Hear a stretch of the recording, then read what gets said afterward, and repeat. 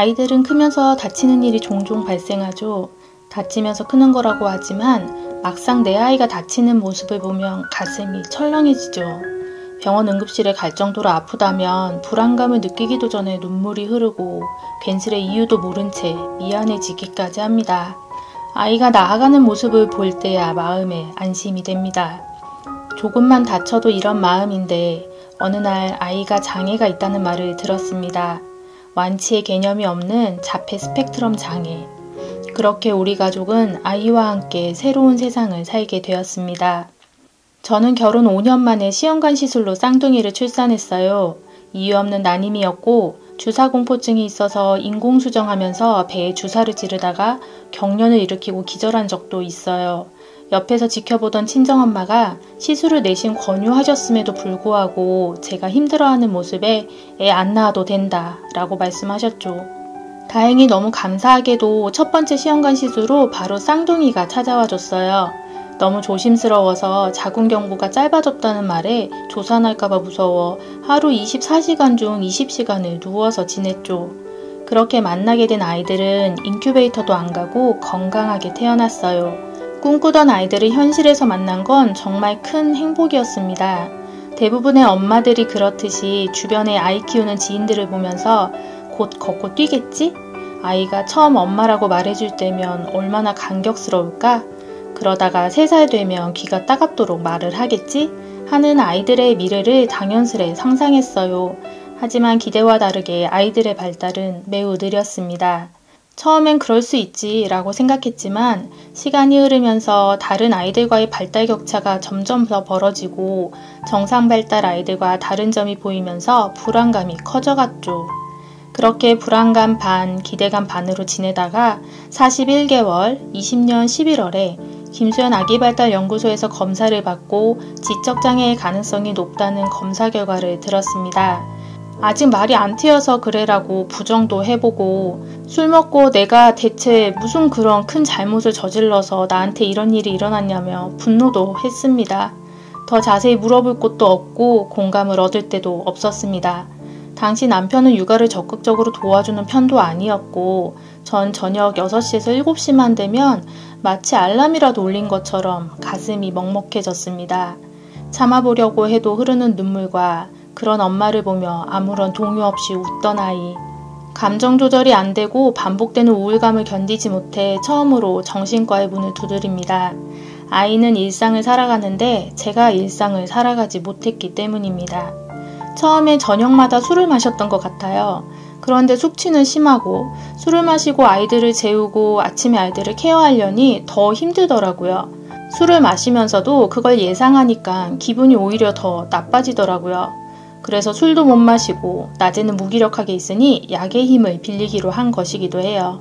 그래도 처음 가보는 정신과여서 나름 몇 개월간 고민 후에 간 거였는데 의사에게 이제 막 5살 된 아이가 발달이 좀 느려봤자 얼마나 느리겠냐며 제가 예민한 탓이라는 말을 듣습니다. 어이가 없기도 했지만 내가 너무 예민하게 반응한 건가 하고 생각하고 싶기도 했습니다. 하지만 결국 1년 반 후에 6살 때 병설 유치원으로 옮기면서 다시 검사를 받고 21년 8월 자폐 스펙트럼 장애 판정을 받습니다.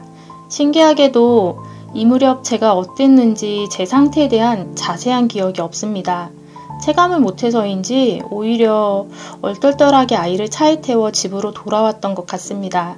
전화를 하면 눈물이 터질까 싶어 문자로 남편에게 알리고 친정엄마가 알려드렸을 때 저보다 더 우셨던 기억만 납니다. 혹시 몰라 잠실의 다른 소아정신과 병원도 가봤는데요. 이번엔 의사 선생님이 아이 이름 불러보고 질문 몇 개 하시더니 정말 2분도 안 보시고 자폐 맞다고 종합병원에서 검사 진행했으면 더 볼 필요도 없다고 하시더라고요. 이때는 오히려 화가 났던 것 같아요. 이러려고 내가 대기 걸어서 왔나 하는 생각을 했지만 돌이켜보면 자폐의 대표 증상이 너무 명확했나 봅니다. 그 이후로는 장애 등록하고 교육청 가서 특수교육 대상자 선발 검사를 받고 유치원을 특수반이 있는 편도 25분 거리 병설 유치원으로 옮기고 다른 치료들이 추가되면서 본격적으로 아이의 센터 셔틀이 시작되었습니다. 이때만 해도 전 아직 아이의 장애를 완전히 수용하지 못했어요. 같은 특수반 학부모님들 앞에선 편안했지만 다른 아이들 사이에서는 감히 낄 생각을 못했죠. 제가 굉장히 남의 눈치를 많이 보고 인정욕구가 높은 사람이거든요. 그런데 자폐 스펙트럼 장애인 아이는 상호작용에 어려움을 겪는 게 가장 큰 특징들 중 하나이다 보니 남들이 보기엔 눈치 없고 딴소리 하는 걸로 보이기 십상입니다. 그러다 보니 항상 눈치를 보고 아이가 피해를 줄까봐 전전긍긍했어요. 놀이터에서 작은 마찰을 몇 번 겪은 후에는 아예 사람이 없을 시간에만 가기도 했습니다. 지금 돌이켜보면 경험으로만 배울 수 있는 아이에게 경험할 기회를 주지 않으려고 한 거예요. 사실 장애가 나의 잘못도 내 아이의 잘못도 아니지만 내 아이의 권리보다는 남의 시선만을 의식하고 지냈습니다. 그만큼 아이에게도 저에게도 압박감을 주었던 것 같아요. 그리고 이때까지만 해도 열심히 치료받으면 내심 아이가 나을 수 있을 거라는 착각을 했던 것 같아요. 자폐 스펙트럼 장애가 선천적 장애이고 완치 불가능이라는 것을 인정하지 못한 거죠. 하루 종일 아이 셔틀에 개인 시간이 거의 없어지니 다시 감정 조절이 안 되더라고요. 인생의 의미도 찾지 못하겠고 내가 하는 행동들이 아이를 위한 행동인지도 모르겠고 그저 하루하루가 혼란스러웠습니다. 이전에 경험이 있었기에 혼자 해결할 수 없는 상태임을 직감하고 다시 약을 먹기 시작했습니다. 그리고 이때쯤부터 계속 삶이 무기력해지는 저를 잡으려 저는 이것저것 자기계발을 시작했습니다. 자폐 스펙트럼, 심리학, 육아, 자기계발, 책을 닥치는 대로 읽고 강의를 듣고 과제를 했습니다. 22년 한 해 동안만 해도 100권이 넘는 책을 읽었는데 그 책 내용을 다 기억하겠다라기보다는 책을 읽으며 시간을 잊으려고 한 측면이 있는 것 같아요. 장애와 육아에 대한 책은 계속 읽다 보면 내 머리에 각인돼서 아이에게도 작게라도 적용할 수 있지 않을까 하는 마음에 읽었고요. 심리학을 읽으면서 위로와 공감을 받고 싶었죠. 자기계발책은 장기적으로 아이의 미래를 준비해줘야 한다는 생각에 읽었고요.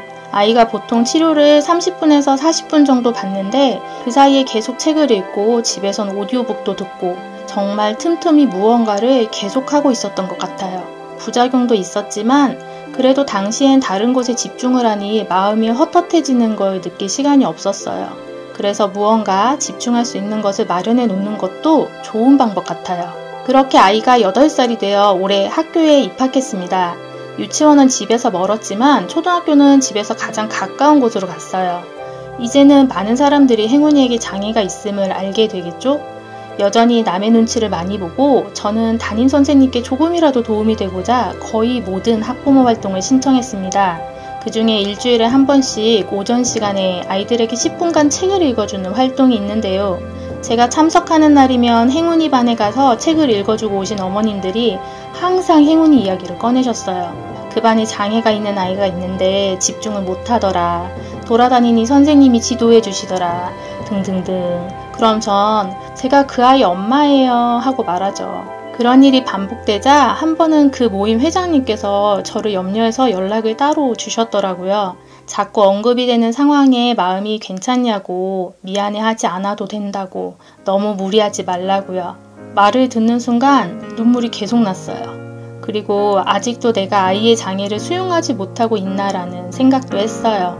지금은 오히려 사람들에게 아이의 현재를 오픈하고 양해를 구합니다. 그리고 아이의 장애가 말 그대로 아이의 인생의 장애물일 뿐이라고 생각하려고 합니다. 나는 그 장애물을 낮춰주는 도움을 줄 것이고 우리 아이는 자폐 스펙트럼 별이라는 특이성을 가진 종족일 뿐이라고요. 그러니 완치의 여부를 목표로 할 성질의 것도 아니지만 지구별에서도 잘 살 수 있도록 도와줘야겠죠?